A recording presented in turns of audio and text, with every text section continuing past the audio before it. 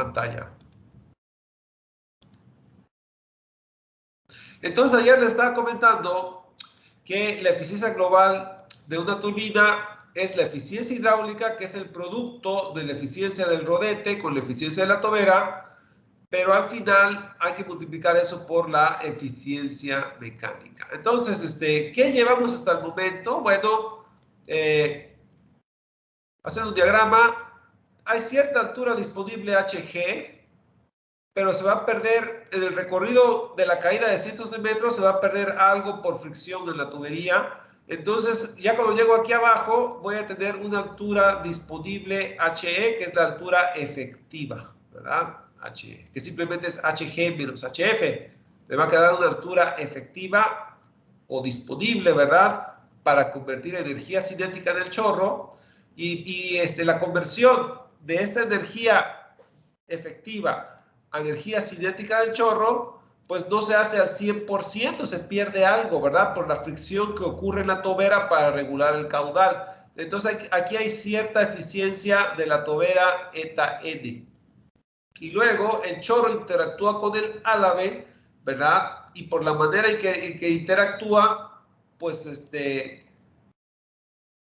se supone que la energía cinética del chorro toda se debe de convertir en trabajo de la turbina, pero la verdad es que se pierde algo ahí, entonces esa es la eficiencia del rodete.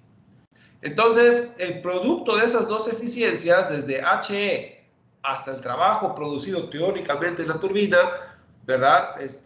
Bueno, pues esa conversión no se hace al 100%, sino que hay cierta reducción y la eficiencia de esa transformación, la eficiencia de la tobera por la eficiencia del rodete. Entonces, el producto de estas ¿alguien tiene encendido su micrófono?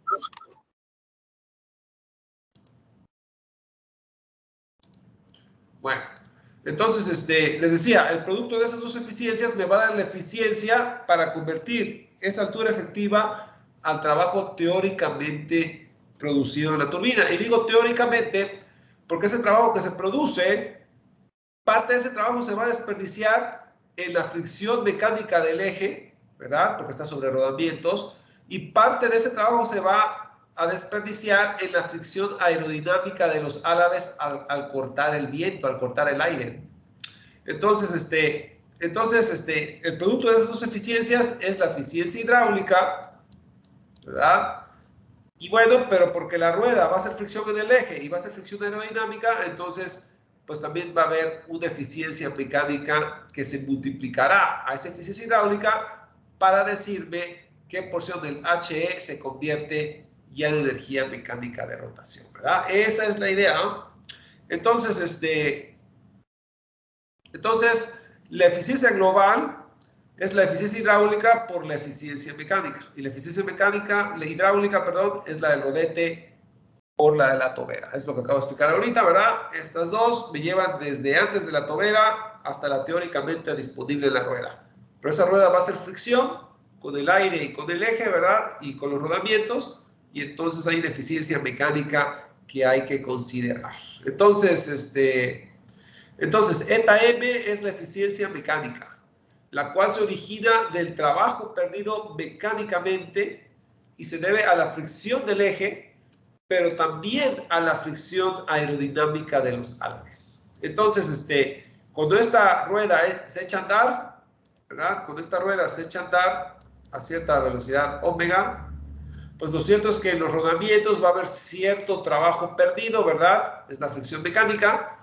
Y también este árabe, al ir cortando el aire, ¿verdad? Se va a generar cierta fricción aerodinámica y esta fricción aerodinámica también influye, ¿verdad? Entonces, de hecho, la fricción aerodinámica va en otra dirección, va así, ¿verdad?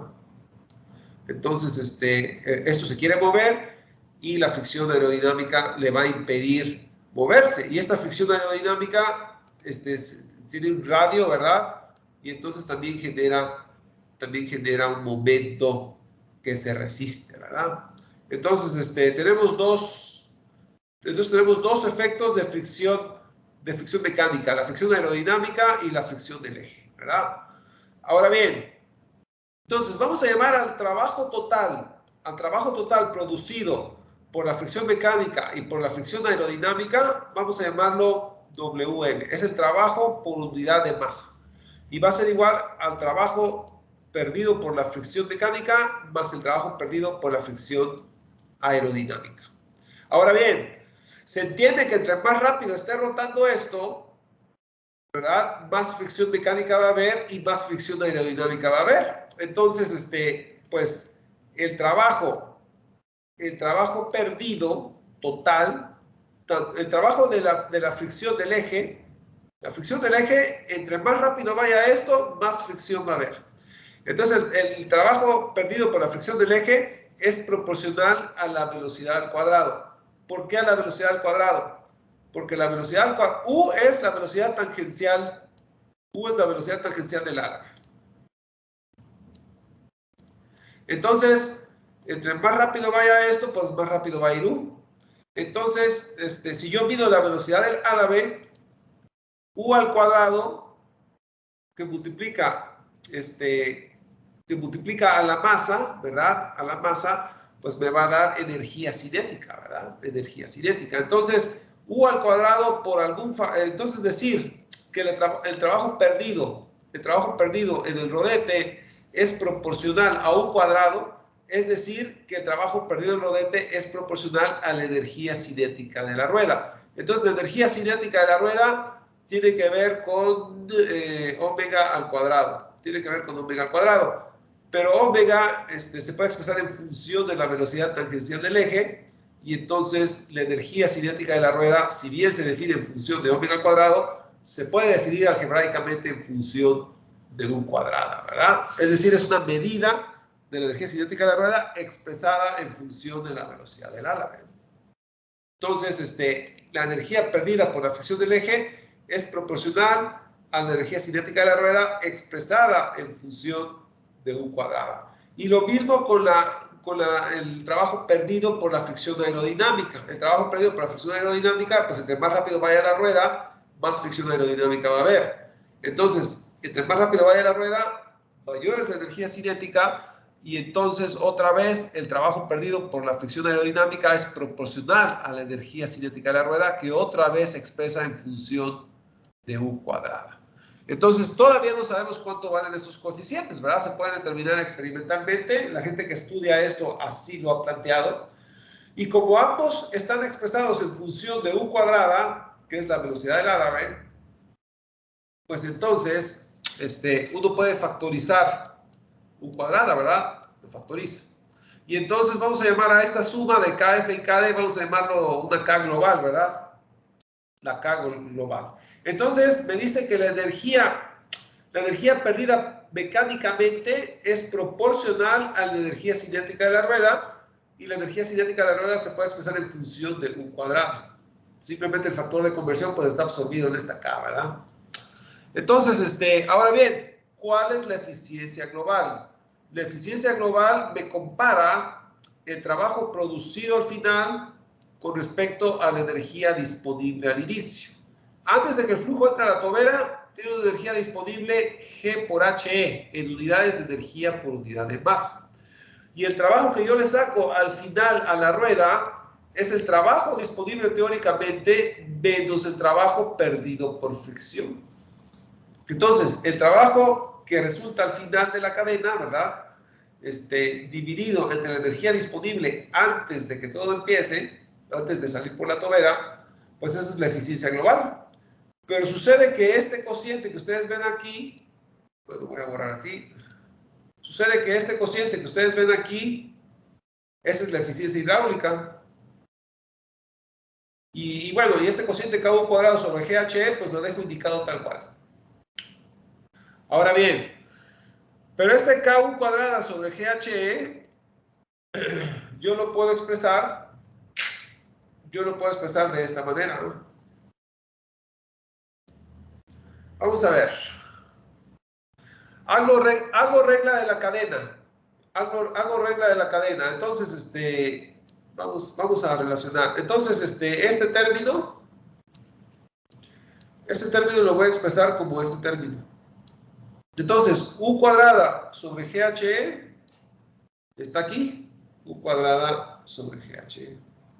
Entonces, multiplico por 2 y divido entre 2.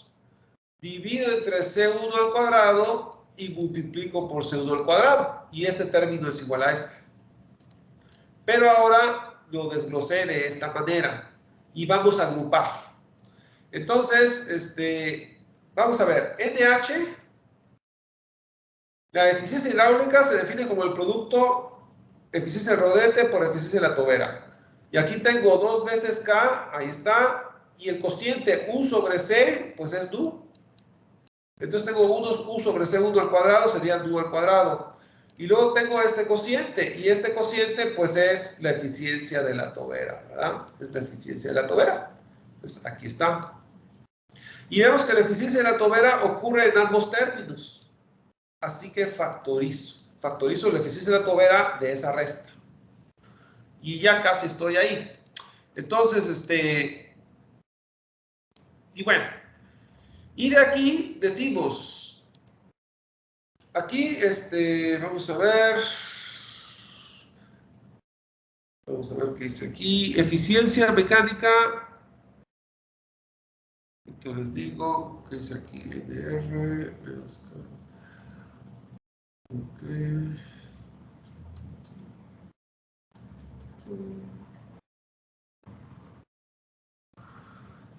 ok, NM por NR, estoy tratando de ver qué dice aquí, espérenme tantito nada más.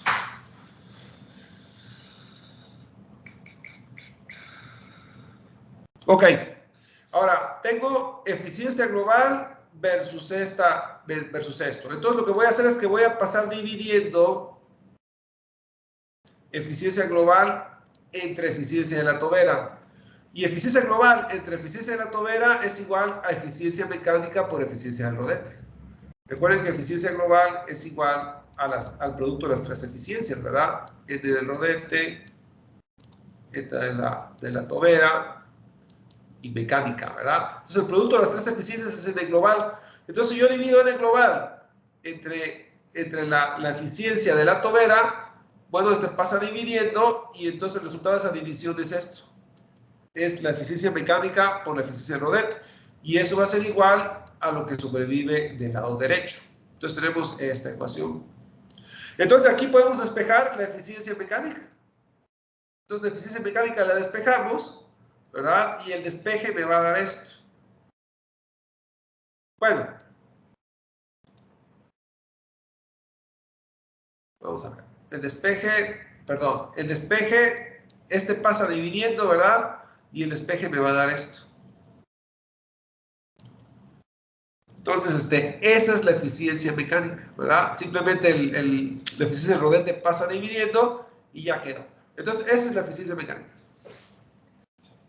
Y bueno, ya tenemos una fórmula de eficiencia mecánica. Si yo conozco la eficiencia del rodete, yo conozco Nu, que es cómo se compara la velocidad del álave con la velocidad del chorro, y conozco K, ¿verdad? Que si es un factor experimental. Recuerden que K son esos coeficientes de la energía cinética que me dan la energía perdida por fricción. Bueno, pues esta es la fórmula de la eficiencia mecánica. Entonces, vamos a ver. Cuando el flujo sale de la tobera e interactúa con el álave, desde antes de la tobera hasta el chorro hay una eficiencia de la tobera. La interacción del chorro con el álave del rodete hay una eficiencia del rodete. Y bueno, de aquí a aquí, ¿verdad? Ya tenemos la eficiencia hidráulica, ¿verdad? Esa es la eficiencia hidráulica. Pero ese es un trabajo teórico, porque todavía tiene que vencer la fricción del eje. Entonces, la fricción del eje, ¿verdad? Después de que este trabajo teórico pasa por la fricción del eje y por la fricción aerodinámica, este trabajo se convierte en este trabajo, ¿verdad? En este trabajo. Y ese trabajo es este. Aquí me faltó este acento, se los voy a poner, ¿verdad? Tengo que editar el archivo antes de pasárselo. Entonces, aquí me faltó esto. Esto es trabajo por unidad de masa menos KU cuadrada. Entonces, pues así está la situación, ¿verdad? De la altura efectiva al chorro, del chorro a interacción con el álave, del álave le quito la fricción mecánica y aerodinámica y me voy a quedar con este trabajo después de la fricción. Y bueno, el salto de aquí a acá me va a dar la eficiencia mecánica, ¿verdad? Y ya tenemos la fórmula de la eficiencia mecánica, que es esta, la acabamos de sacar. Y tenemos la fórmula de la eficiencia hidráulica. La eficiencia hidráulica es el producto de la eficiencia de la tobera con la del rodete. El producto de estas dos me va a dar la eficiencia hidráulica. Ok, bueno, pues ese es digamos, el final de este recorrido de fórmulas, ¿verdad? Entonces, vamos a ver. Si yo grafico, entonces ya tengo la eficiencia mecánica. Si esa eficiencia mecánica multiplica la eficiencia hidráulica, tengo la eficiencia global. Entonces, la eficiencia global depende de la eficiencia hidráulica, pero también de la eficiencia mecánica. Y la eficiencia mecánica tiene un factor de K determinado, ¿verdad? Y esta K lo que me dice es cuánta fricción aerodinámica hay y cuánta fricción en los rodamientos hay. Entonces, K es un factor empírico que de alguna manera me dice cuánto aporta cada tipo de fricción, ¿verdad?, a la reducción del trabajo teórico. Entonces, si yo mido eficiencia global versus nu, velocidad, el cociente de la velocidad del álave sobre la velocidad del chorro, vamos a ver que dependiendo del valor de K que se presente, es decir, dependiendo de la fricción en el eje y de la fricción aerodinámica, pues hay una eficiencia global óptima, ¿verdad? Nosotros habíamos visto, cuando vimos la eficiencia del rodete, no había efecto mecánico. Entonces significa, todavía no considerábamos la fricción mecánica. Entonces es como si aplicáramos K igual a 0. Y habíamos visto que cuando nu es igual a 0.5, cuando nu es igual a 0.5, no habíamos considerado la fricción mecánica todavía y la eficiencia máxima de la rueda Pelton es alrededor del 90%. ¿Verdad? Claro, 90% antes de considerar fricción mecánica. Ya en el momento que consideramos un poquito de fricción mecánica, si la fricción mecánica es 0.2, ¿verdad? Entonces, ya la eficiencia máxima, la fórmula de eficiencia global, ya va a bajar, ya no va a ser 90%, ahora va a ser 75%. Ahora, ese 75%, ¿dónde ocurre? Para un cociente U sobre C1 ligeramente menor. Y si la fricción se hace cada vez mayor, si ahora la fricción tiene un factor de 0.4, entonces la eficiencia baja ahora hasta un 68%, ¿verdad? Y ahora, ¿y dónde ocurre eso? Para un DU todavía un poquito menor al 0.5. Entonces, moraleja.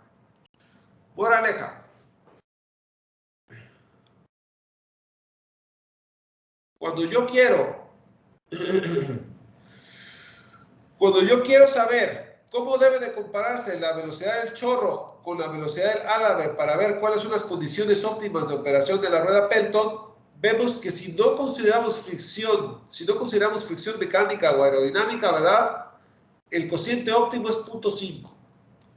Pero entre más grande sea la fricción mecánica, que es la combinación de la aerodinámica con la fricción del eje con los rodamientos, entre más grande sea la fricción, entonces el cociente óptimo del álave con respecto a la velocidad del chorro se va corriendo cada vez más hacia la izquierda. Es decir, el cociente se va reduciendo, va a ser ligeramente menor a 0.5, pero cada vez se hace un poquito más pequeño a medida que la fricción es cada vez más grande. Entonces, la fricción de la rueda Pelton, ya sea aerodinámica o con los rodamientos, entre más grande sea la fricción, más pequeño va a ser el cociente óptimo de la velocidad del álave con la velocidad del chorro. Entonces uno como ingeniero tiene que visualizar eso. Entre más grande sea la fricción de mi rueda Pelton, el cociente óptimo entre la velocidad del ala y la del chorro, ¿verdad? Va a ser cada vez más pequeño con respecto a la mitad, ¿verdad? Si no hay fricción mecánica,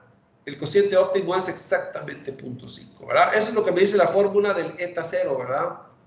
Entonces, esta eta m multiplica al eta r y el eta n para darme la eficiencia global. Pero en resumen, la eficiencia global depende del factor de rozamiento K, ¿verdad? Y entre más grande es ese valor de K, entre más fricción haya, más pequeño se va a hacer mi cociente U sobre C1, ¿verdad? Óptimo. Entonces uno como ingeniero siempre tiene que trabajar en el cociente óptimo. Es más, en los ejercicios que hicimos de eficiencia, vimos que las ruedas Pelton, ¿verdad? Operaban a un Nu óptimo como de 0.47, ¿verdad? Como de 0.47. Y bueno, 0.47 ya está considerando cierta fricción del eje, así como aerodinámica, ¿verdad? Significa que no es una rueda sin fricción, ya es una rueda con una fricción promedio, ¿verdad? Entonces, el punto óptimo está alrededor de 0.47 si uno considera la fricción mecánica, ¿verdad? O sea, no baja mucho del 0.5, pero sí baja algo. Bueno, entonces, ahí está la nota, ¿verdad? Del cociente óptimo para ruedas Pelton ya considerando fricción. Ahora bien, el desempeño de una rueda Pelton bajo condiciones de HE constante y velocidad de rotación N constante se ilustra a continuación. Entonces, vamos a suponer que tenemos una altura disponible constante. Es decir, si observamos nuestra instalación, hay un HG menos HF, que es el HE. Entonces, si tenemos un nivel constante, vamos a tener un HE constante. Y vamos a suponer que nuestra rueda también está rotando a una velocidad constante. Entonces, para un HE dada y una velocidad angular dada, ¿qué pasa si yo regulo el caudal de la tobera? Bueno, si yo regulo el caudal de la tobera, la eficiencia global del rodete se va afectando. Fíjense bien, en una rueda Pelton, típicamente, cuando yo opero al 20% del caudal máximo que me puede dar la tobera, cuando yo opero al 20% del caudal máximo, la eficiencia de mi rueda Pelton está alrededor del 80%, ¿verdad? Mientras que si yo opero la rueda Pelton a máximo caudal al 100%, la eficiencia puede subir hasta el 90%, teóricamente hablando, ¿verdad? Recuerden que el 90%, ¿verdad? Corresponde al caso hipotético de cero fricción, ¿verdad? Pero bueno, pero aquí se puede dar una idea. Si yo regulo el caudal más o menos 80% con respecto al 100, ¿verdad? Más o menos 80%, ¿verdad? Entre el 100 y el 20. Entonces, la eficiencia la puedo bajar o subir un 10%, ¿verdad? Entonces, nada más estar conscientes de eso, ¿verdad? Si yo regulo el caudal, entre más baje yo el caudal, más voy a bajar la eficiencia. Claro, no la van a bajar mucho. Nadie va a bajar el caudal más allá del 20% del total, ¿verdad? Entonces no se hace mucho daño. Si uno regula el caudal de la tobera, bueno, pues la eficiencia global a lo mucho la puedo reducir un 10%, ¿verdad? A lo mucho un 10%. Ahí está una referencia de cuánto se pierde de eficiencia, ¿verdad? Al regular el caudal. Si es que uno se ve la necesidad de hacer eso, ¿verdad? Entonces, regular el caudal de una rueda Pelton sí afecta la eficiencia, pero no lo afecta mucho, ¿verdad? Esa es la moraleja. Bueno, entonces, vamos a ver un ejemplo, ya con las fórmulas que hemos visto, vamos a calcular algunas cosas. Entonces, vamos a considerar una turbina Pelton de 2 toberas. Entonces, significa que tenemos una rueda, ¿verdad? Tenemos una rueda, ¿verdad? Y tengo una tobera que dispara un chorro aquí y tengo una tobera que dispara un chorro acá, ¿verdad? Entonces tengo dos toberas que disparan al mismo tiempo, ¿verdad? El chorro sobre el árabe para que esto ande, ¿verdad? Ahora bien, la potencia de salida, esto va a producir una potencia de 4 megawatts. Están dando a 375 revoluciones por minuto.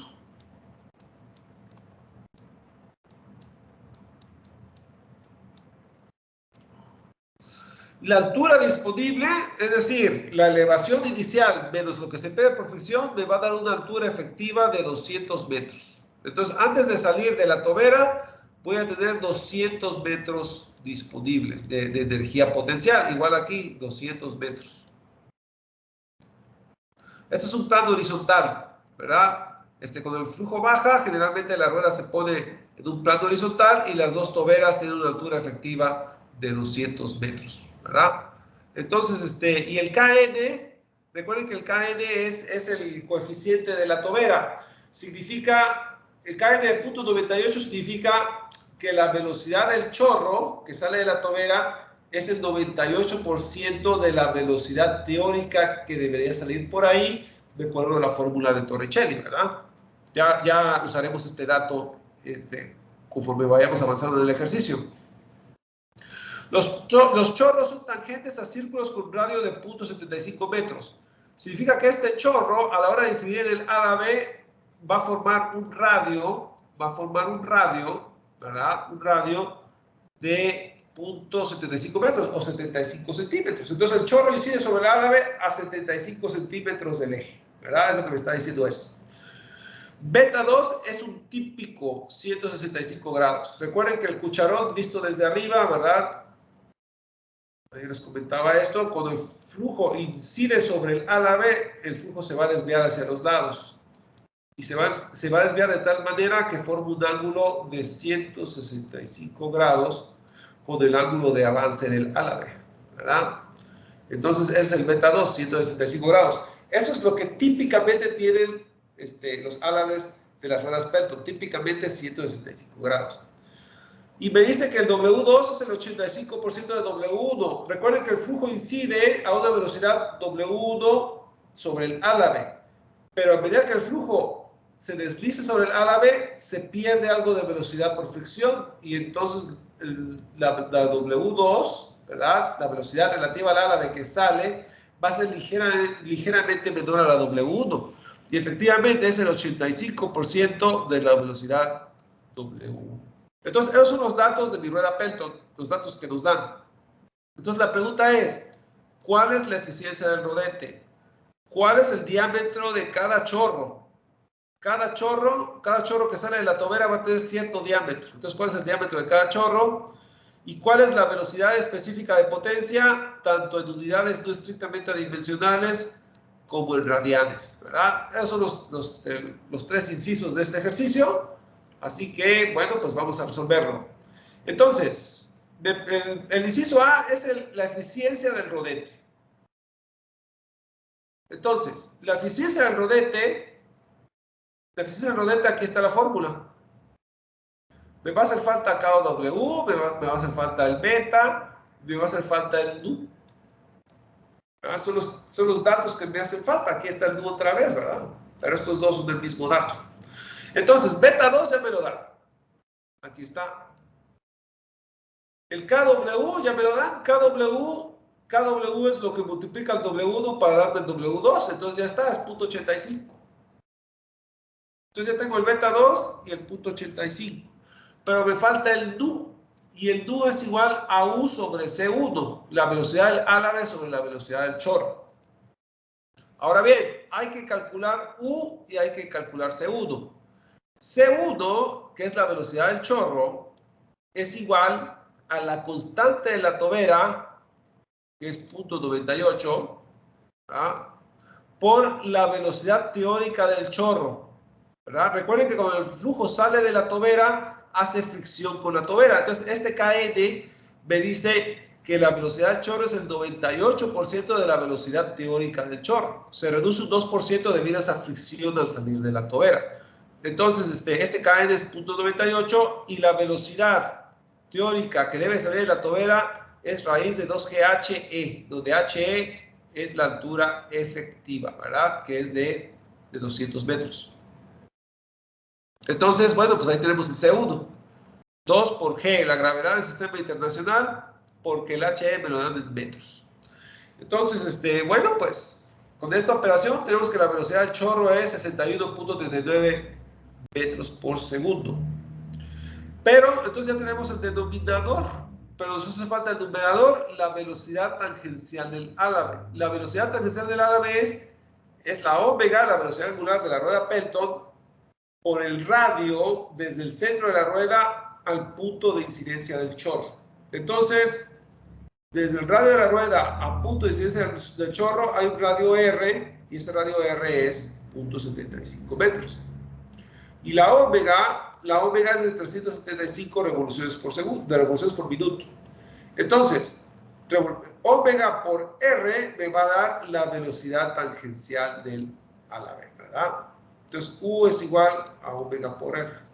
Claro, la omega tiene que estar en radianes por segundo. Entonces, bueno, la omega tiene que estar en radianes por segundo, ¿verdad? Radianes por segundo.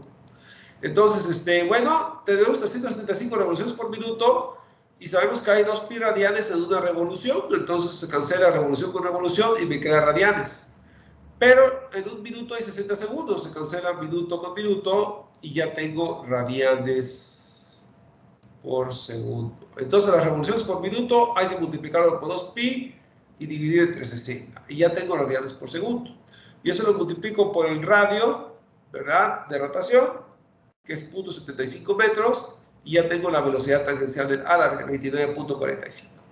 Y ahora sí, divido U entre C1 para darme el coeficiente nu, ¿verdad? Y me dice que es 0.4798, lo que les decía, esta rueda Pelton, pues va a estar, el cociente está un poquito a la izquierda del 0.5, ¿verdad? De acuerdo a las propiedades de operación, ¿verdad?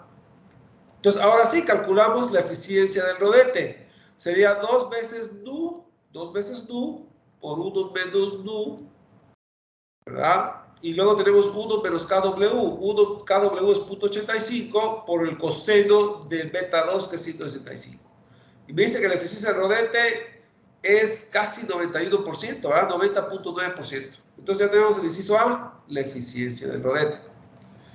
Ahora nos piden el inciso B, el diámetro de cada chorro. Recuerden que hay 2 toberas actuando sobre la rueda Pelton.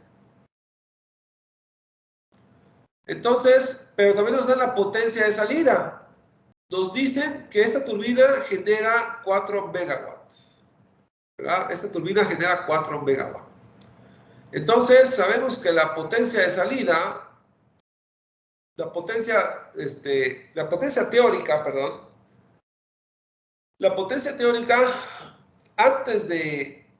potencia teóricamente disponible en la instalación hidráulica es la potencia real de salida dividido entre la eficiencia global, ¿verdad? Ahora, eso por un lado. La potencia de salida me dan el dato, me dice que esta turbina genera 4 megawatts, es la potencia de salida. Potencia de salida entre la eficiencia global de la rueda Pelton me va a dar la potencia teórica hidráulica, ¿verdad? Entonces, bueno, potencia de salida entre eficiencia global. La eficiencia global es el producto de las 3 eficiencias. Ahora, en los datos que me dan aquí, no me dan ningún indicativo de la fricción mecánica. Ningún indicativo. Entonces, si no me dan ningún indicativo, voy a suponer que no existe. Entonces, ese es un estimado nada más. Obviamente, sí existe, pero si no me dan datos, entonces yo tengo que hacer el cálculo sin considerar esa eficiencia, porque no me dan ningún dato. Entonces es un cálculo es un cálculo aproximado, ¿verdad? No he considerado la fricción mecánica todavía, pero si no me dan datos, pues entonces suponemos que vale 1, es como si no lo considerara, ¿verdad? Estoy suponiendo que no hay fricción, aunque estrictamente debe de haber, ¿verdad? Dadas las circunstancias, es lo mejor que puedo hacer. Pero entonces me queda la eficiencia del rodete y la eficiencia de la tobera. Ahora, vamos a ver cuánto vale la eficiencia del rodete, ya la acabamos de calcular. Ya sabemos cuánto vale esto. Entonces ya sabemos cuánto vale la potencia de salida ya sabemos cuánto vale la eficiencia del rodete. Nos hace falta calcular cuánto vale la eficiencia de la tobera. Entonces, la eficiencia de la tobera es C1 al cuadrado sobre 2G sobre HE. Así se define, es la fórmula de la eficiencia de la tobera. Pero este dato, vamos a ver, el HE, vamos a ver, 5 sobre 2G. Ok, el HE es de 200, ahí está. Y C1 al cuadrado es esto. Entonces aquí tengo C1 al cuadrado sobre 2G y todo eso está dividido entre HE. Es decir, se divide, pongo en el denominador el HE, ¿verdad? Y el C1, ¿verdad? ¿Qué es? Es el 98% de la velocidad teórica del chorro, que ya la calculamos, ¿verdad? Pero, entonces ahí tengo el desglose de C1 al cuadrado sobre 2G sobre HE. Pero aquí podemos cancelar ciertas cosas. Si se fija, yo aquí tengo 2 por 9.81 por 200. Y aquí tengo raíz de 2 por 9.81 por 200. Entonces, esta raíz se va con el cuadrado. Y este producto se va con este producto. Entonces, nada más me queda 0.98 al cuadrado. Este cuadrado es el cuadrado de la raíz y el cuadrado de este.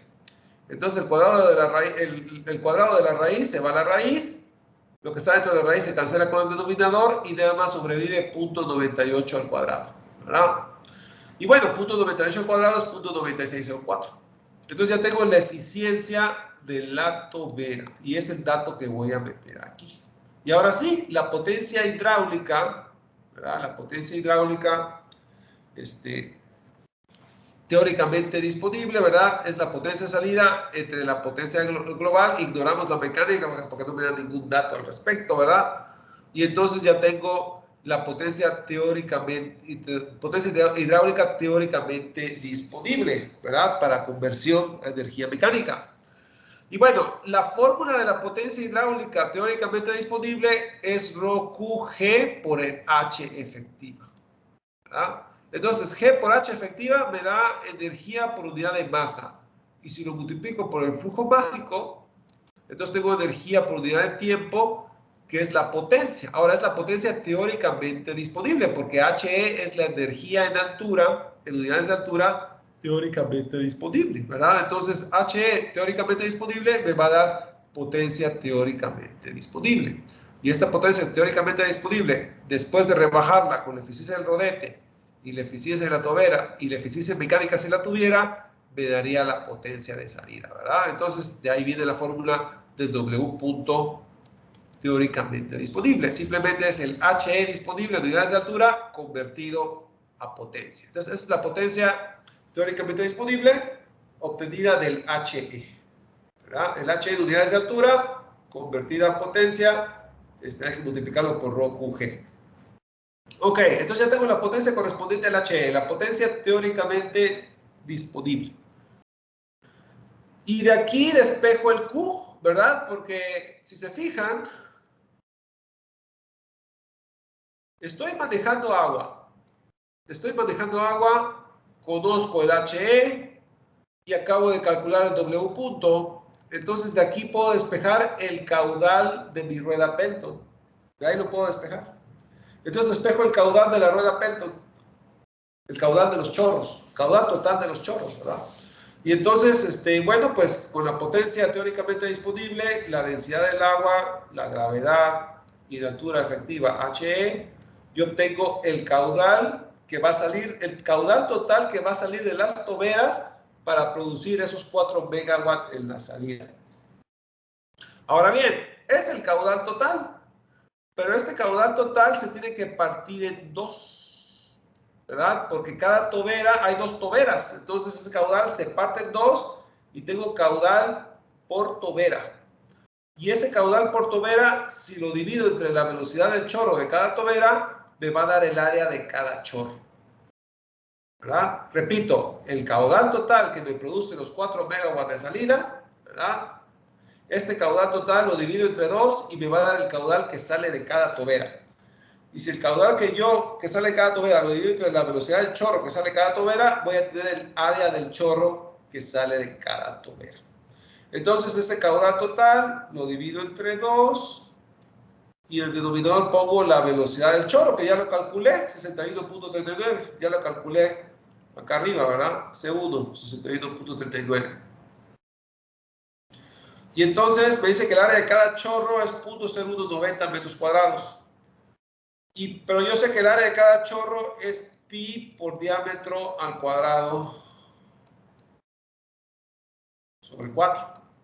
Claro, el diámetro cuadrado de cada chorro, ¿verdad?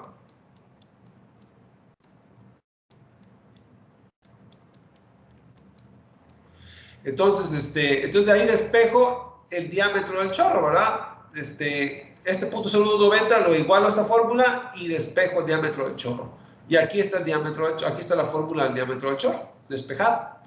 Entonces el área del chorro la acabo de calcular, 0.0190, ahí está. Y bueno, pues eso me va a dar que cada chorro debe tener un diámetro de 0.1556 si me va a producir una potencia de salida de 4 megawatts, ¿verdad? Entonces ya tengo el inciso B. Y el inciso B más que nada es para que ustedes vean la conexión entre caudal, altura efectiva, diámetro de chorro, ¿verdad? Potencia disponible, ¿verdad? Y eficiencia de tobera. Todas las variables están conectadas, ¿verdad? Y el inciso B se encarga de explicar las relaciones de todas esas variables. Ahora vamos con el inciso C. El inciso C es velocidad específica de potencia, tanto en su versión de radianes como en su versión no estrictamente dimensional. Entonces, para esta rueda Pelton, ¿verdad?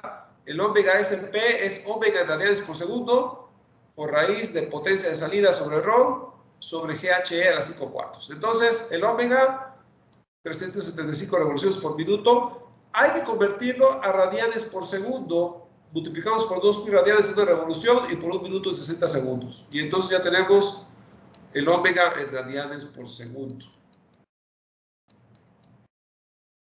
Lo multiplicamos por potencia salida sobre ρ.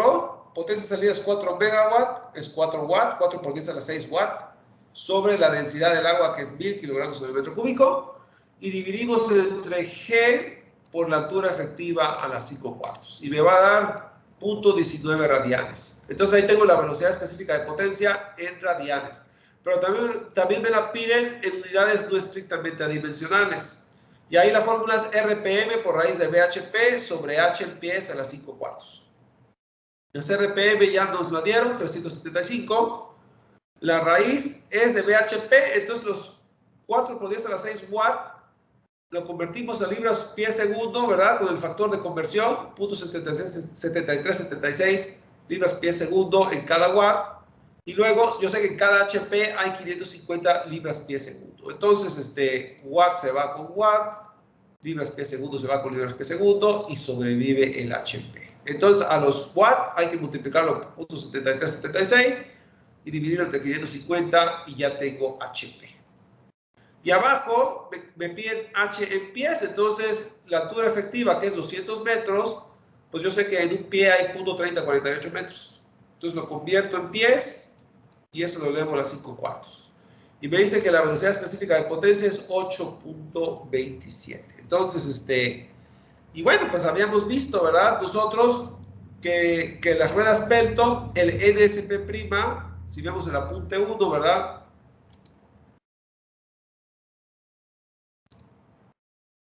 Si vemos el apunte 1 de ruedas Pelton, vimos que las Pelton están entre 1 y 10. Entre 1 y 10. Y nosotros estamos por ahí del, ¿qué? Del 8.27. Entonces estamos como por aquí. Entonces la eficiencia no es la más alta, ¿verdad? Está bajo del 90%, ¿verdad? Pero bueno, es una rueda Pelton, ¿verdad? El NSP', ¿verdad? El NSP' está entre 1 y 10, más cargadito al 10, ¿verdad? Pero ahí está. Entonces, bueno, pues ahí está nuestra rueda Pelton. Entonces, bueno, pues este ejercicio nos sirve de para explicar cómo se conectan todas las fórmulas entre sí. Vamos a ver un par de ejercicios más en la clase del lunes, ¿verdad? Antes de pasar a turbinas Francis. Pero antes de despedirme, ¿verdad? Les quiero explicar nada más un aspecto del examen de mañana. Mañana hay el examen de la unidad 2, ¿verdad? Les voy a poner dos ejercicios. Uno es parecido a los ejercicios que hicimos en clase, pero nada más estudien bien que lo que hicimos en bombas se puede adaptar a ventiladores, lo que hicimos en ventiladores se puede adaptar a bombas, ¿verdad? Entonces, analicen bien los ejercicios que hicimos en clase, de ahí viene el problema 1. Y el problema 2 es un problema de cavitación. Entonces, cuando ustedes, con el problema de tarea, si ustedes me resuelven Z1 y les da mayor o igual a un número negativo, a un número negativo en metros, vamos a suponer, eso significa, fíjense bien, cuando la bomba está debajo, cuando la bomba está debajo de la toma,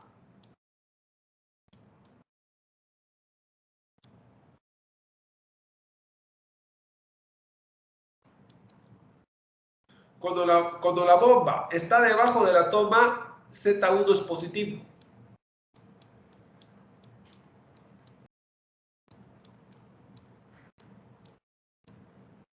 Entonces, si yo al despejar Z1 de mi balance de energía me dice que Z1 es mayor o igual que un valor positivo, significa que la toma debe estar por encima del Z1 crítico, por así decirlo, por encima de la igualdad, ¿verdad? Pero si yo tengo Z1 mayor o igual a un valor negativo, porque eso les da el despeje del balance de energía, ¿verdad? Cuando hacen un análisis de cavitación, entonces eso significa que la bomba está por encima de la toma. La bomba está por encima de la toma. Entonces, el Z1 es, bueno, es negativo, ¿verdad? Entonces significa que se dirige hacia abajo. Entonces significa que la bomba está por encima de la toma. Entonces, Z1 mayor o igual a un número negativo, ¿verdad? Significa que la coordenada Z1 debe ser mayor que este número negativo. Entonces, la coordenada Z1 mayor que un número negativo significa bajar la bomba, ¿verdad? Porque si esta bomba yo la subo, entonces el Z1 es más negativo. Es más negativo porque bajo más. Entonces Z1 mayor o igual a un número negativo significa bajar la bomba, ¿verdad? Si yo bajo la bomba, digamos, ahora está a este valor, pues ahora el Z1 sigue siendo negativo, pero es menos negativo que el otro. Y al ser menos negativo que el otro significa que es mayor que el primer negativo. Entonces, esa es la interpretación.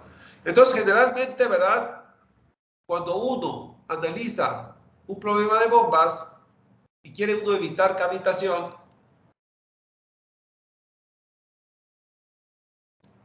cuando uno quiere evitar cavitación, ¿verdad?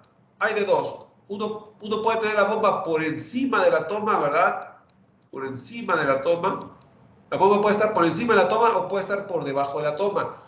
Ahora bien, lo ideal es que la bomba esté a una distancia mínima. Entre más baje yo el nivel con respecto a la bomba, más probable es que yo tenga cavitación. Entonces yo voy a tener que subir el nivel con respecto a la bomba o bajar la bomba con respecto al nivel, como ustedes lo quieran ver.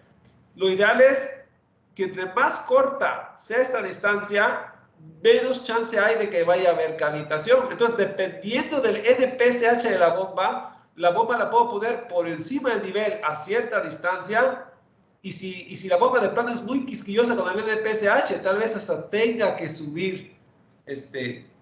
Entonces, entre más suba yo la toma con respecto a la bomba, menos chance va a haber de cavitación. Si la bomba no es muy exigente, puedo poner la bomba por encima del nivel. Pero si la bomba es muy exigente, voy a tener que subir el nivel con respecto a la bomba para ayudarle a no ser menor al NPSH, ¿verdad? Entonces, la moraleja es esa. Si el Z1 del despeje del balance de energía dice Z1 es mayor o igual a un número negativo, significa que la distancia entre la bomba con la toma debe ser menos negativa que la igualdad, ¿verdad? Entonces significa que la bomba debe estar más cerca de la toma, pero si es mayor o igual que un número negativo, significa que la bomba está por encima de la toma. Si Z1 es mayor o igual a un número positivo, significa que está por debajo de la toma, ¿verdad? Entonces, nada más, esa es la interpretación del resultado. Obviamente en el examen no les voy a pedir que me hagan un croquis, también les voy a pedir que me despejen la solución, pero es importante que ustedes sepan interpretar la solución, ¿verdad? Entonces, esa es la manera de interpretar mayor o igual que un número negativo. Significa que la bomba está por encima de la toma, pero mayor o igual que un número negativo. El Z1 significa que tengo que bajar más la bomba con respecto al nivel. Es decir, el Z1 debe ser menos negativo que el valor crítico para evitar cavitación. Bueno, entonces ese es un dato nada más que les quería decir, ¿verdad? De la interpretación del despeje del Z1 cuando uno hace un análisis de cavitación, ¿verdad? Cómo interpretar mayor que un número negativo y cómo interpretar mayor que un número positivo, ¿verdad? Bueno, entonces, pero bueno, esa es la interpretación. Al final yo les voy a pedir que me despejen de la desigualdad y eso es todo lo que les voy a pedir, ¿verdad? Bueno, entonces mañana nada más lleguen puntuales, ¿verdad? Eso es lo único que les pido. Entonces el apunte de hoy hay que subirlo a la plataforma, creo que ya lo subí. Déjenme ver, es el apunte 4.2, ¿verdad? Es el de ruedas Pelton, ¿verdad? Entonces, ya vimos el ejercicio, pero les voy a poner todavía en la clase de lunes 2 ejercicios más, ¿verdad? Cortitos. Entonces, ya para terminar con ruedas Pelton. Entonces, esto es la clase de hoy. Antes de despedirme, ¿alguna pregunta o comentario? Disculpe, yo tengo una duda, pero es sobre la tarea de la unidad 3. Ajá. ¿Qué equipo eres? El 6. Ok, primero voy a atender al equipo 4 y después voy con el equipo 6. ¿Ok? Sí, gracias. Ahorita los llamo. Ok, bueno, entonces dejo de grabar.